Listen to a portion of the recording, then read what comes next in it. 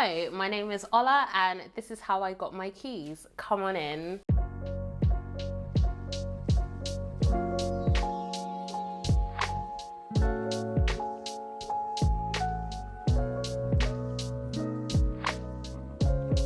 This is a 2-bedroom, 1-bathroom flat in Borehamwood, Hertfordshire, and I bought it using the shared ownership scheme. Shared ownership is essentially having a smaller share of a property. Rather than owning 100%, you own a small percentage of that and have like a mini mortgage on that. You put a deposit down on that share, and then the rest of the share that you don't own, you pay rent on. So what's the best purchase that you've made for your house so far? It is this rug. This rug was a bargain. So I got really lucky. They were selling our showroom furniture. They were just trying to get rid of everything. So they said, you can have it all for £45. I looked up and this is a 100% wool rug that retails for £300. It looks stunning. What, £300? It took a second there. It's an absolute bargain and it's my pride and joy. I put down a 20% deposit, which was about 18,500, on a 25% share that was worth 92,500.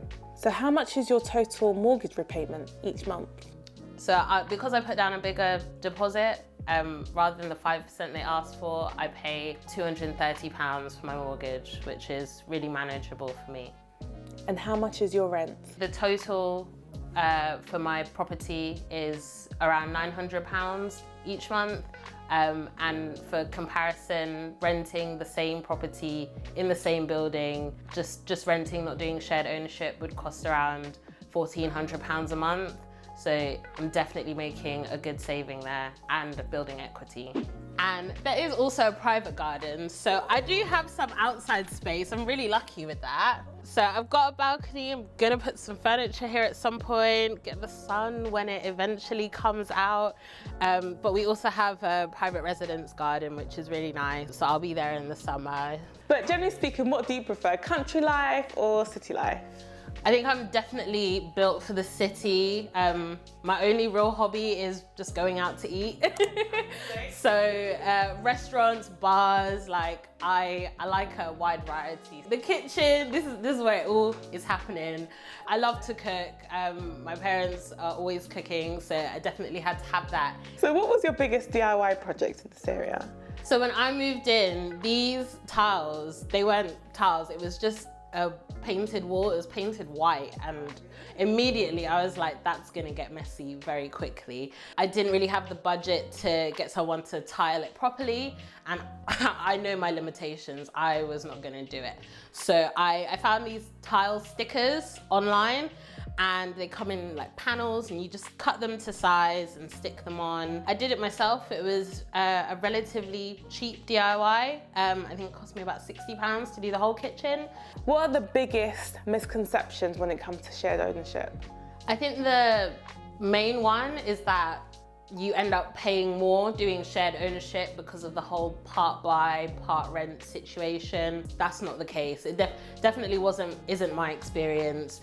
It's a lot cheaper to my overall living costs doing shared ownership versus renting the same property. And what would you recommend, a bigger share or smaller share when starting off with shared ownership?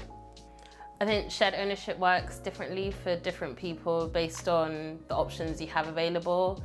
In my experience, or in my case, I'm not planning on staircasing. I plan to sell my 25% share in the future, but that's because I went into that knowing that I wasn't gonna have this property forever. So you might feel differently about it if it was a property you would eventually like to own 100% of. So this is my bedroom. I've tried to keep it really light and bright and airy, you know, somewhere to de-stress after a long day at work. So what has your buying experience been like so far? It was quick. It all happened like a lot quicker than I expected to. The agent that was actually dealing with me was leaving to another job, so he just really wanted to get the whole thing wrapped up. But I wasn't in a chain as well, so it was even quicker in my case. So how long did it take altogether then? It was about 2 months. It was Okay. pretty quick. That is really quick. And is there something that you wish you knew before buying this place? Well, the one thing I wish I had maybe considered a bit more is the shops that I have around. It sounds silly, but there are a couple of shops that I used to just have on my doorstep. Now I go a bit further out for them, so I maybe should have looked into like the local amenities a bit more. But the transport links are great, so it's definitely a trade-off I'd rather have. And transport links, I guess, are the most important, to be fair. But how long do you expect to live here for? I'd say minimum 5 years, but we'll see what happens when life happens. Buying more shares in shared ownership depends on what your end goal is. If you're looking to own 100% of your property, I would say buy more shares, but that's not my goal personally. So I would go for overpaying on a mortgage because I went into shared ownership trying to build equity. Do you think it's harder for young people to buy a house nowadays? And why do you think that is? Definitely. I mean, the cost of housing and house prices are just going up, and it doesn't look like it's coming down anytime soon. I think one thing that is really good to know about shared ownership is it's actually a really good option for young people to get onto the property ladder. There is absolutely no way I would be able to be in my own apartment if not for shared ownership, and it's a really good chance for me to build that equity. And what's your number one piece of advice for young prospective buyers? Use a broker. Definitely use a broker. I used a broker. I didn't pay any fees. He gets his commission from my mortgage, but he just made me aware of options that I had never considered and just really made me look at the bigger picture. So for buying a shared ownership property, the cost to look out for, one of the main ones is the solicitors fees. They are a bit higher than traditional solicitors fees when purchasing a property, just because there's a bit more admin and work involved on the solicitor side of things that apply to shared ownership. For a new build shared ownership, you'd likely have a reservation fee that you have to pay upfront to hold your property. But in my case, this was taken off my deposit when it came through. So it was an upfront cost, but it kind of came back to me down the line. So just keep an eye out for that. I love your space. It's so cozy, but so airy at the same time. I didn't know that was possible, but your house has really shown me that. So what's one of the best things about owning your own home? Oh, the best thing, not sharing a bathroom. I have 2 brothers, so I've been sharing for as long as I can remember. But now I have a bathroom that is all to myself. So what is the worst thing about owning your own home then? The bills. I went from living at home rent-free to being solely responsible for all my bills. So yeah, that was a shock. So how much are your bills then? I think I pay around £300 for bills, not including like the rent or the mortgage. What are the pros and cons of staircasing? I think staircasing is a really good option.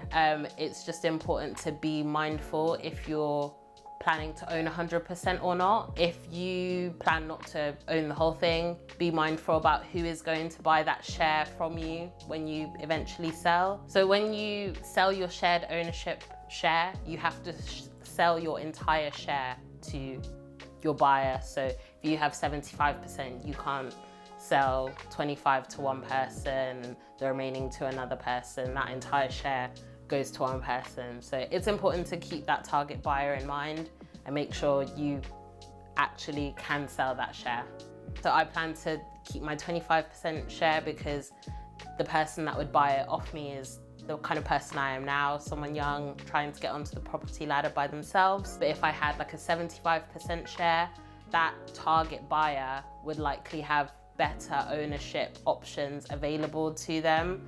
So it's just important to keep that in mind. And also each time you staircase, you have to pay solicitors fees and get your property revalued, and those are costs that you incur every time you staircase. One major pro of shared ownership in my case is with the whole cladding situation, service charges are increasing because building insurance premiums are going up. For my neighbours that own their flats in the traditional mortgage way, their service charge has at least doubled, if not tripled, to cover the cost of our insurance. But because I'm a shared owner, I'm not actually liable for that entire cost increase. That cost is mainly passed over to the housing group that own the remaining share of my property. It gives you that independence and all the pros of owning a home, but without all of the responsibility, you kind of get the best of both. So this is how I got my keys. Click below to like and subscribe, and click here to watch another episode, or here, or here, or here, or wherever they put it now. Thanks for watching.